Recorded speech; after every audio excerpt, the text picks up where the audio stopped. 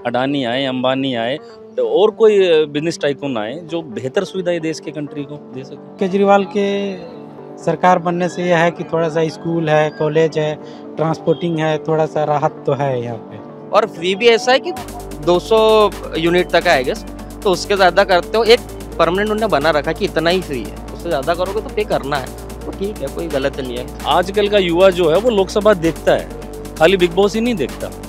Madam इसमें देखना तो पड़ेगा कि गवर्नमेंट नहीं चल रही है तो उसमें कहीं ना कहीं गवर्नमेंट का बहुत बड़ा हाथ होता है।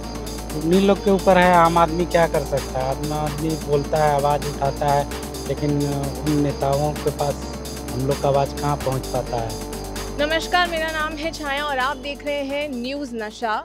हम लोग यहाँ पर दिल्ली के अंदर सीपी में मौजूद है, राजीव चौक में। आइए यहाँ के लोगों से जानते हैं कि जो भी मुद्दा चल रहा है, जिस तरीके से पार्लियामेंट नहीं चल रही है, पार्लियामेंट 24 नवंबर को शुरू हुई थी एंड तब से वो स्थगित ही हुई जा रही है लोकसभा के अंदर। तो यहाँ पर लोगों से बातचीत करते हैं कि क्या कुछ फ़र्क उनको पड़ रहा है, क्योंकि जिस तरीके से लोकसभा स्थगित होती जा रही है, जब लोकसभा सेशन शुरू होता है ना, तो काफ़ी करोड़ों लाखों का खर्चा किया जाता है और अगर वो नहीं चल रही है तो ये कहीं ना कहीं नेशनल इशू खुद ही बन जाता है। विपक्ष होना चाहिए और विपक्ष होगा तभी कुछ उतार चढ़ाव आता है कामों को लेके, लेकिन विपक्ष पार्लियामेंट ना चलने दे ये तो टोटली लॉस है हमारा, क्योंकि इससे नए बिल्स नहीं आ पाएंगे, विशेष तौर पे चर्चाएं नहीं होंगी और पब्लिक के लिए कोई काम नहीं हो पाएगा।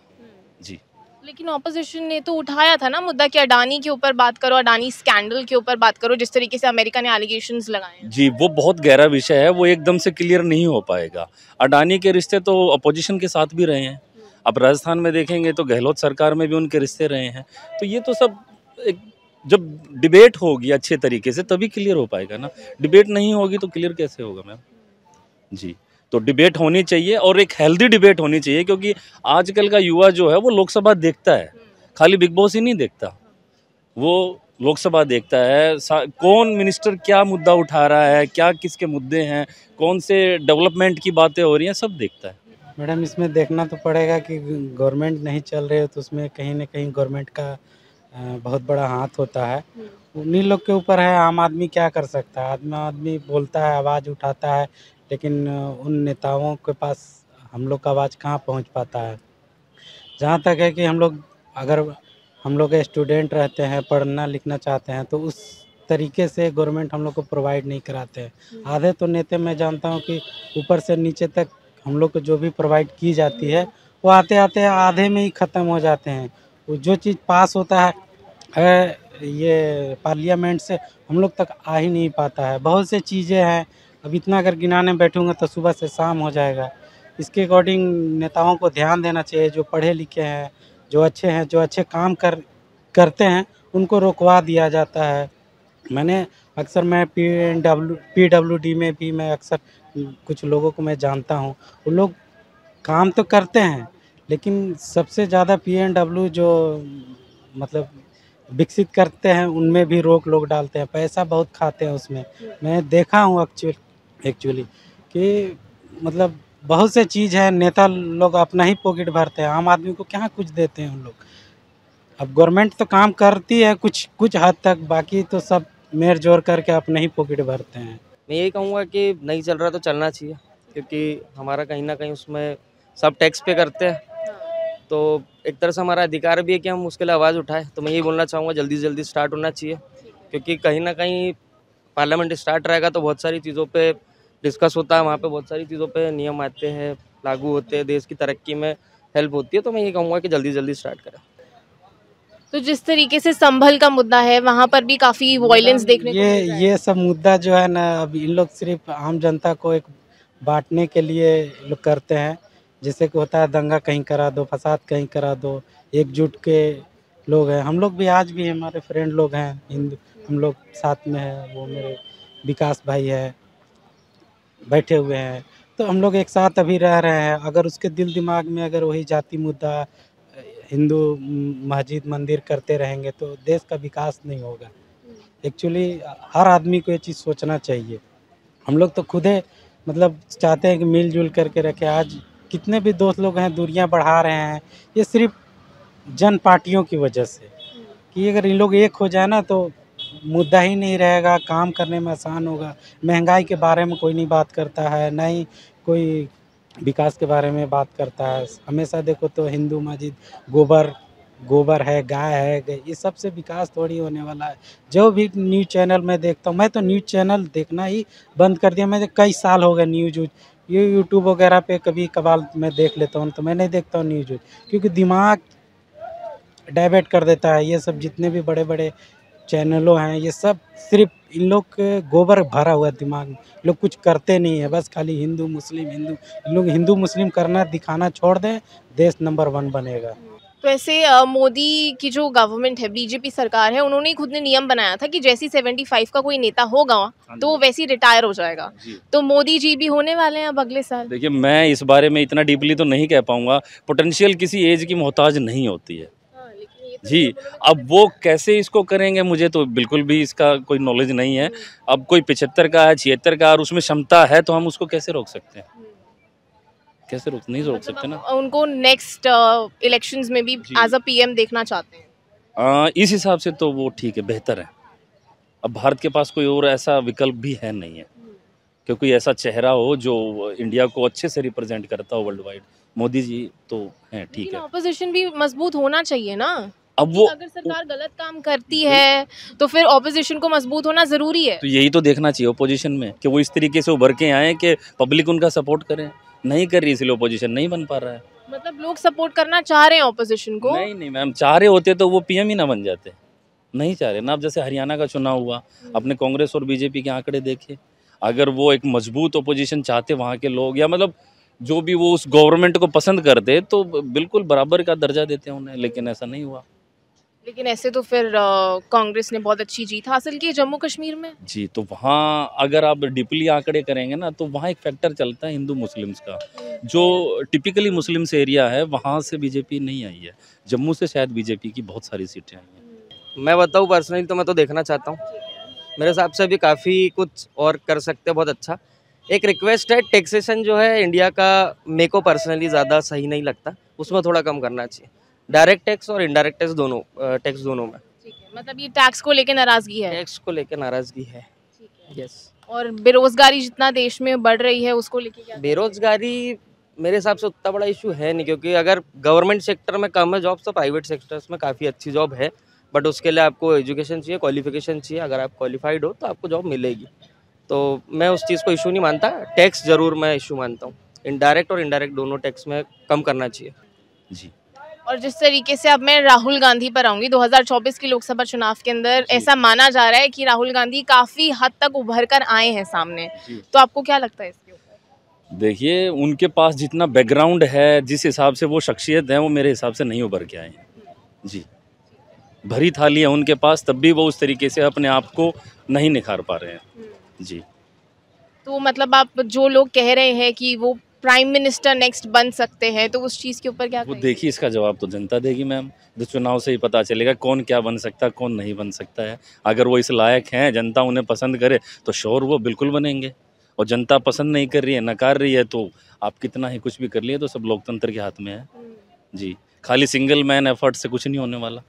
जनता डिसाइड करेगी ना कि उनके एफर्ट जनता के लिए हैं या टोटली पॉलिटिकल स्टंट है जी मैम। मतलब पॉलिटिकल स्टंट कर रहे हैं। ये तो पॉलिटिकल स्टंट तो सभी करते हैं जी, वो भी कर रहे हैं। ये तो पार्ट ऑफ पॉलिटिक्स है जी। और जिस तरीके से, क्योंकि मुझे ऐसा लग रहा है कि आप मोदी सपोर्टर हैं। नहीं, ऐसा कुछ नहीं है। मोदी सपोर्टर बिल्कुल नहीं है, और सपोर्टर नहीं होना चाहिए किसी को भी। सपोर्टर होना, सपोर्ट करो अच्छे काम की। अच्छा जो करेगा उसके साथ जाएंगे। उसमें ऐसे कोई अंधभक्ति या कोई ऐसे चमचों वाली बात नहीं होनी चाहिए, जो एक ट्रोल करता रहता है सोशल मीडिया पे। ऐसा कुछ नहीं होना चाहिए। जो अच्छा करे उसके साथ जाइए, जहाँ हमारे पैमाने फिट बैठते हों उनके साथ जाना चाहिए। तो इस टाइम आपको लग रहा है कि मोदी बेहतर उभर कर आ रहे हैं और वो अच्छा काम कर रहे हैं? एग्जैक्टली, पूरे वर्ल्ड वाइड मैम, पूरे world wide, not even India, अच्छे उभर के आ रहे हैं, अच्छे अच्छे काम कर रहे हैं। रोड्स बनाए हैं और बहुत सारे काम किए हैं उन्होंने। लेकिन जिस तरीके से बेरोजगारी बढ़ रही है, तो उसके ऊपर क्या कहेंगे? महंगाई भी बढ़ रही है, बहुत सारे सोशल इश्यूज हैं जो कि वो भी उभर कर आए हैं, उसी को ऑपोजिशन उठाने की कोशिश कर रही तो है। सारा ही मैटर, अब पहले की सरकारों में कौन घर से एसडीएम लगते थे? सब बेरोजगारी तो उभरेगी जब पॉपुलेशन इतनी हो रही है, और वही सब बिल्स लाने हैं, और वही डिबेट नहीं हो पा रही है। अब पॉपुलेशन एक घर में 8-8 10-10 बच्चे हैं तो एम्प्लॉयमेंट कैसे मिलेगा उनको, ये बताइए मैम। तो बेरोजगारी तो बढ़ेगी ही। और यहाँ बेरोजगारी बढ़ रही है, मुझे समझ नहीं आ रहा जिस देश में बाल कर्मचारी भी हों उसमें कैसे बेरोजगारी बढ़ सकती है। अब सबको गवर्नमेंट जॉब चाहिए, वो चाहिए तो उस हिसाब से एबल भी तो होना पड़ेगा, उतना पोटेंशियल भी होना चाहिए और उतनी पढ़ाई लिखाई भी होनी चाहिए। नहीं, राहुल गांधी बहुत अच्छा काम करते हैं, मैं उनको फॉलो भी करता हूँ और मैं मैसेज भी किया हूँ कि कुछ कुछ जो मेरे को लगता है, मेरे अंदर मुद्दा रहता है तो मैं उनको ट्विटर पे मैसेज करता हूँ। कुछ कुछ रिप्लाई कभी कभार आता है उनके ज़रिए कभी, तो मतलब ठीक है, हमारे हिसाब से राहुल गांधी युवाओं नेता है, मैं भी पसंद करता हूँ। एक न एक दिन हम भी देखना चाहते हैं उनको प्रधानमंत्री पे, वो जैसे अपने पिता के अनुसार काम करते हैं। अगर आज उनके पिता जिंदा होते तो देश का हालात कुछ और होता। कोशिश कर रहे हैं, अच्छी कोशिश है। मैं खुद चाहता हूँ कि एक अपोजिशन थोड़ा स्ट्रांग होना चाहिए, क्योंकि अगर एक ही सरकार रहेगी, कोई सवाल उठाने वाला नहीं रहेगा तो कहीं ना कहीं हमारे देश के लिए अच्छा नहीं है।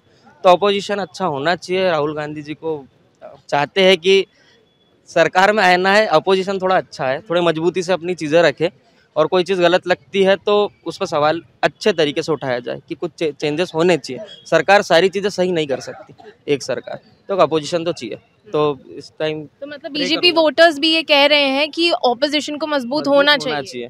और यही कहूँगा, थोड़े नए चेहरों को मौका देना चाहिए।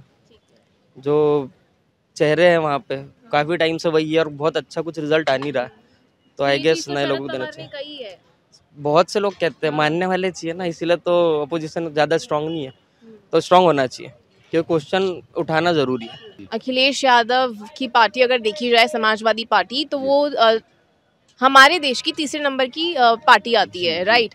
तो आप अखिलेश यादव को देखना चाहेंगे नेक्स्ट पीएम के रूप में? देखना चाहेंगे, लेकिन अभी तो फर्स्ट मैं प्रिपेयर करूँगा राहुल गांधी को। मैडम देखो, मैं बेसिकली दिल्ली से हूँ, वो यूपी से हैं, उनकी गवर्नमेंट यूपी में रही है और हाल फिलहाल में मेरे को ऐसा लग रहा है कि यूपी एक अच्छा उभर के आ रहा है। जो लॉ एंड ऑर्डर को लेके है, क्रिमिनल्स को भगाया उन्होंने, तो वो तो जनता डिसाइड करेगी यूपी वाले। मैं तो चाह के भी उनकी वोट नहीं कर पाऊंगा। और वो पीएम के चुनाव में आते हैं तो मोस्ट वेलकम है, जैसा उनका फीडबैक होगा वैसे ही लोग सपोर्ट करेंगे।